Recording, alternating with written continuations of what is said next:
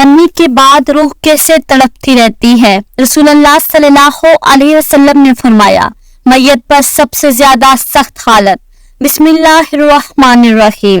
انسان اپنی زندگی میں بہت سے کام محض اپنی لذت یا خواہش کو پورا کرنے کے لیے کرتا ہے، جس کی وجہ سے یا تو اس کا پیسہ برباد ہوتا ہے یا صحت برباد ہوتی ہے۔ موت کو یاد رکھنے والے کی خواہشات کم ہوتی ہے۔ اسی کے بارے میں نبی پاک صلی اللہ علیہ وسلم نے فرمایا، لذتوں کو ختم کرنے والی موت کو کثرت سے یاد کیا کرو۔ بارگاہ رسالت میں عرض کی گئی، کون سا مومن زیادہ عقل مند ہے؟ ارشاد فرمایا، موت کو کثرت سے یاد کرنے اور موت کے بعد کے لیے اچھی تیاری کرنے والے، یہی لوگ زیادہ سمجھدار ہیں۔ ہر شخص کی جتنی زندگی مقرر ہے، اس میں نہ زیادتی ہو سکتی ہے نہ کمی۔ جب زندگی کا وقت پورا ہو جاتا ہے، اس وقت حضرت اسرائیل علیہ السلام قبضے روح کے لیے آتے ہیں اور اس شخص کے دائیں بائیں جہاں تک نگاہ کام کرتی ہے فرشتے دکھائی دیتے ہیں۔ مسلمان کے آس پاس رحمت کے فرشتے ہوتے ہیں اور کافر کے دائیں بائیں عذاب کے۔ اس وقت ہر شخص پر اسلام کی حقانیت آفتاب سے زیادہ روشن ہو جاتی ہے، مگر اس وقت کا ایمان معتبر نہیں، اس لیے کہ حکم ایمان بالغیب کا ہے اور اب غائب نہ رہا بلکہ یہ چیزیں مشاہد ہو گئی۔ مرنے کے بعد مسلمان کی روح حسب مراتب مختلف مقاموں میں رہتی ہے، بعض کی قبر پر، بعض کی چار زمزم شریف میں، بعض کی آسمان و زمین کے درمیان، بعض کی پہلے دوسرے ساتویں آسمان تک اور بعض کی آسمان سے بھی بلند، بعض کی روحیں زیر عرش قندیلوں میں اور بعض کی اعلیٰ علیشین میں، مگر کہیں بھی ہو اپنے جسم سے اس کا تعلق بدستور رہتا ہے۔ جو کوئی قبر پر آئے اسے دیکھتے پہچانتے اس کی بات سنتے ہیں۔ حدیث میں ہے کہ ایک طاہر پہلے قفس میں بند تھا، اب آزاد کر دیا گیا۔ ائمہ کرام فرماتے ہیں، بے شک پاک جانیں جب بدن کے علاقوں سے جدا ہوتی ہے، عالم بالا سے مل جاتی ہیں اور سب کچھ ایسے دیکھتی سنتی ہیں جیسے یہاں حاضر ہیں۔ حدیث میں فرمایا، جب مسلمان مرتا ہے اس کی راہ کھول دی جاتی ہے، جہاں چاہے جائے۔ مردہ کلام بھی کرتے ہیں اور اس کے کلام کو جن و انس کے سوا تمام حیوانات وغیرہ سنتے بھی ہیں۔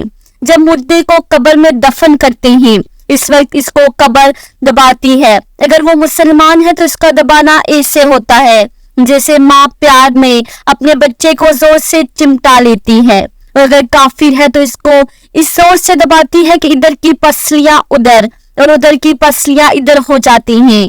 جب دفن کرنے والے دفن کر کے وہاں سے چلے جاتے ہیں تو ان کی جوتوں کی آواز سنتا ہے۔ اس وقت اس کے پاس تو فرشتے اپنے دانتوں سے زمین چیرتے ہوئے آتے ہیں اور نہایت سختی کے ساتھ قحط آواز میں سوال کرتے ہیں۔ پہلا سوال، تیرا رب کون ہے؟ دوسرا سوال، تیرا دین کیا ہے؟ تیسرا سوال، ان کے بارے میں تو کیا کہتا تھا؟ مسلمان ہے تو پہلے سوال کا جواب دے گا، میرا رب اللہ ہے، اور دوسرے کا جواب دے گا، میرا دین اسلام ہے۔ تیسرے سوال کا جواب دے گا، وہ تو رسول اللہ صلی اللہ علیہ وسلم ہے۔ اس وقت آسمان سے ایک منادی ندا کرے گا کہ میرے بندے نے سچ کہا، اس کے لیے جنت کا بچھونا بچھاؤ اور جنت کا لباس پہناؤ، اور اس کے لیے جنت کی طرف سے ایک دروازہ کھول دو۔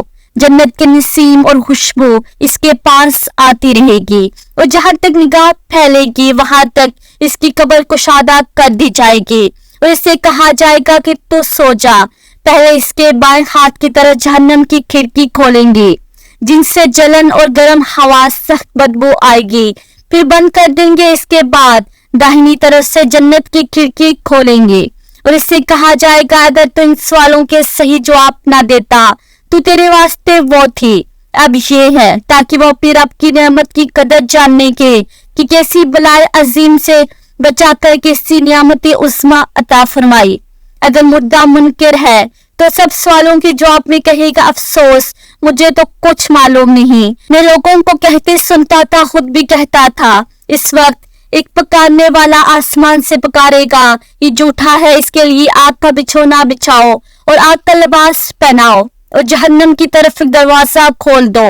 اس کی گرمی اور لپٹ اس کو پہنچے گی اور اس پر عذاب دینے کے لیے 2 فرشتے مقرر ہوں گے جو اندھے اور بہرے ہوں گے، ان کے ساتھ लोहे का गुर्ज होगा कि पहाड़ पर मारा जाए तो खाक हो जाए।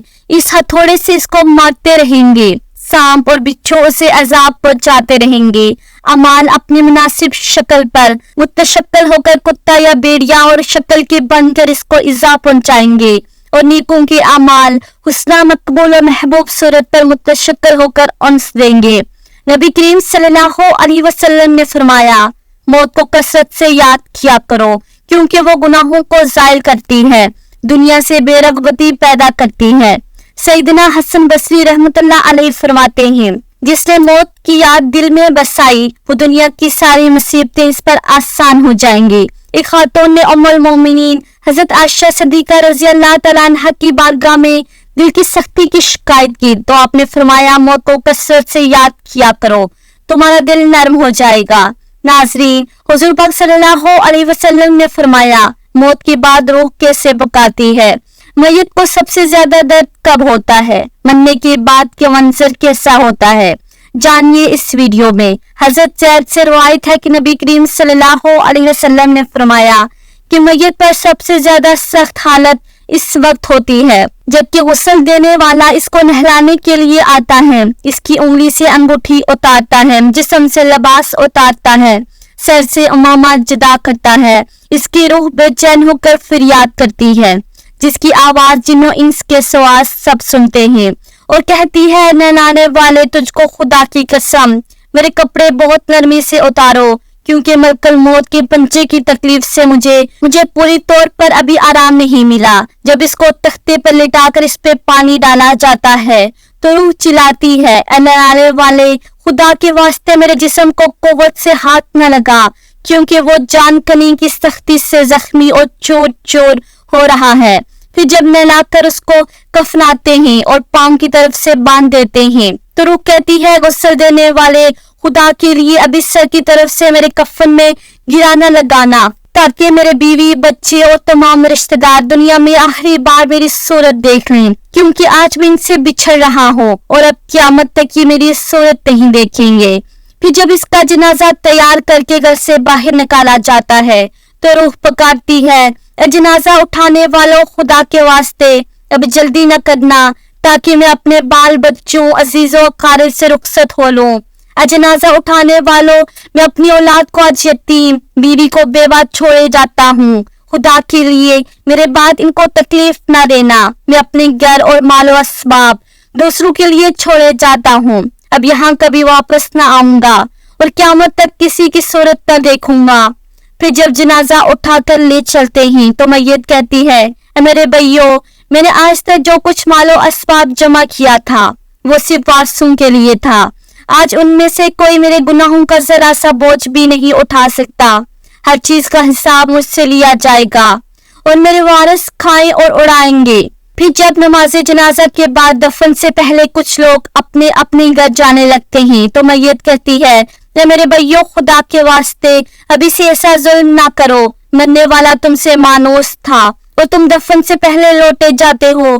फिर जब उसे कब्र में उतारते हैं तो मैयत कहती है, मेरे वारसों और तरका पाने वालों, मैंने जो कुछ माल जमा किया वो सब तुम्हारे लिए छोड़ा, खुदा के लिए तो मुझे दुआए खैर और फातिहा से ना बुला देना। बुजुर्गों का कौल है कि आखिरत की मंजिलों में से कब्र पहली मंजिल है, अगर इस मंजिल में निजात पाई तो इसकी बाद की मंजिलें बहुत आसान है, अगर यहाँ अजाब में मुब्तला हुआ तो आगे चलकर इससे ज्यादा सख्ती होगी। हदीस शरीफ में है कि मुद्दा कब्र में ऐसे है जैसे कोई शख्स पानी में डूब रहा हो और मदद के लिए फरियाद करता हो। मुर्दा हर वक्त अपने माँ बाप, दाई बहन या औलाद और दोस्त वगैरह अपने पसमानदगान से दुआए खैर और फातिहा का मुंतज़िर रहता है। जब इसको इसके पसमानदगान की तरफ से कोई तोहफा सवाब पहुँचता है तो उसके लिए तमाम दुनिया और जो कुछ दुनिया में है उसे महबूब और महबूब होता है, और अल्लाह ताला इसके रिश्तेदारों की दुआए खैर के सवाब को कब्रिस्तान वालों पर पहाड़ के बराबर दाखिल फरमाता है। मौत एक दरवाजा है जिसमें सब लोगों ने दाखिल होना है। हजरत उस्मान रजी अल्लाह ताला अन्हु जब किसी कब्र पर जाते तो इतना रोते कि उनकी दाढ़ी आंसू से तर हो जाती। आपसे पूछा गया, आप जन्नत और जहन्नम का तज़किरा करते हैं तो नहीं रोते मगर कब्र देख कर रोते हैं। कहने लगे, रसूलुल्लाह सल्लल्लाहु अलैहि वसल्लम ने फरमाया कि कब्र आखिरत की मंजिल है, لہٰذا اگر مرنے والا اس سے نجات پائے تو بعد کے مناظر اس سے کہیں زیادہ آسان ہیں، اور اگر اس کی تکلیف سے نجات نہ پائے تو بعد کے مراحل اس سے بہت زیادہ سخت ہیں۔ اور فرمایا کہ رسول اللہ صلی اللہ علیہ وسلم کا ارشاد ہے، میں نے کبھی کوئی منظر نہیں دیکھا مگر قبر اس سے زیادہ سخت ہے۔ کیا ہمارے لیے ان قبروں میں عبرت نہیں ہے؟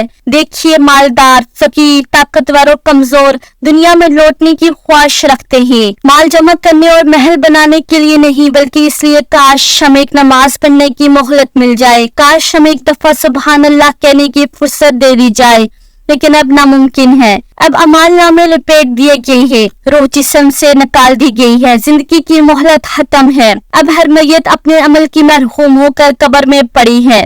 ایک حاجت مند حضرت عثمان غنی رضی اللہ تعالیٰ عنہ کے دروازے پر غروب آفتاب کے بعد آیا۔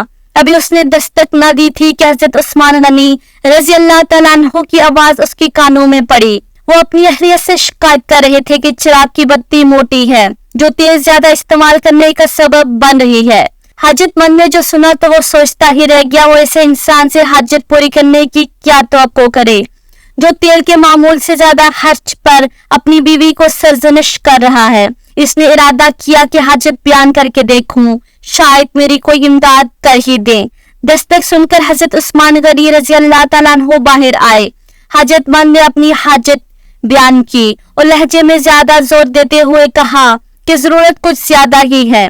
حضرت عثمان غنی رضی اللہ تعالیٰ عنہ نے اس شخص کا ہاتھ تھاما، بستی سے باہر لے گئے جہاں آپ کا سامان تجارت بڑی تعداد میں رکھا ہوا تھا۔ فرمایا، یہ سب تیری نظر ہے، کیا اس سے تمہاری ضرورت پوری ہو جائے گی؟ وہ شخص حیران ہکا بکا دیکھتا رہ گیا۔ چنانچہ اس نے عرض کیا، حضرت یہ سب کچھ میری ضرورت سے زیادہ ہے۔ امیر المؤمنین نے فرمایا، مجھے خوشی ہے یہ تمہاری ضرورت سے کم نہیں۔